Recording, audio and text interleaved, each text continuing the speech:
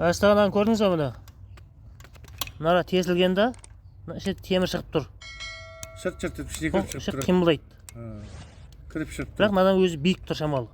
Шамалы биік. Сол осыған кейіңізде бір секіріп тұр. оқылабыной клапанда бір ашша болып отырған ол. Бұл қимылдаса, мына беттен де бір темір қимылдайды. Сәлем, қайырлы күн баршаңызға. Енді бұл шештеріне осылай комплект сатылады. Мынау сол жаңағы видеодағы шештеріне соны ұстап тұратын білігі. Жаңағы салегі, чайбысы осылай тұрады. Одан кейін мынау астыңғы кәлімбалдағы шештеріне жаңағы меткісімен тұр. Дәл осы меткі біздің мына үлкен шештеріне да болады. Дәл осы екеуі бір-біріне тура келген кезде бұл жаңағы мотоциклдегі зажиганиямыз осы арқылы клапан реттеледі. Енді дәл осы точка біздің клапанды ашып жабатын мына қисық білігіміздің тура осы төбесінде болады. Осы білікпен мына шештеріне екеуі екі бөлік, мына жағынан бекіп тұр ұстап. Ал осы екеуінің тура меткісін ұстап тұратын осы жерде бір мұрындық дейміз ба, стопор дейміз ба, сол бар. Ол бер жаққа да өтпейді, мына жағына да өтпейді. Тек ортада ғана осы екі ортадағы зажиганы ұстап тұрады. Ана видеодағы қозғалып тұрған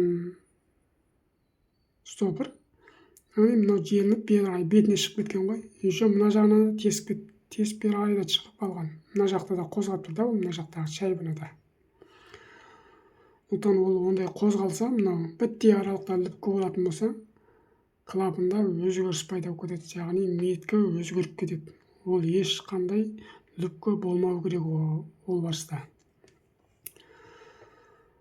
Бұның негізгі ролы жаңағы клапанды меткімен ашып жауып беріп тұрады. Бұл негізгі ролы. Енді бұл жаңағы астыңғы бармақ тұратын орын.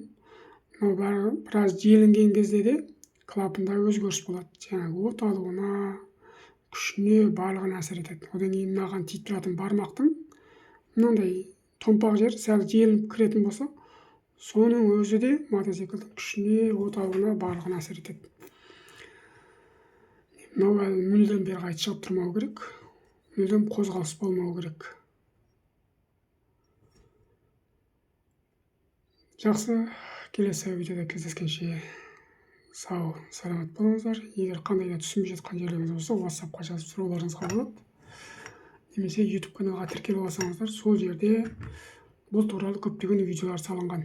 Енді бұдан кейінгі видео жаңағы қалай зажиганияны қоямыз, клапанды қалай реттейміз, оның барлығы YouTube каналда бар.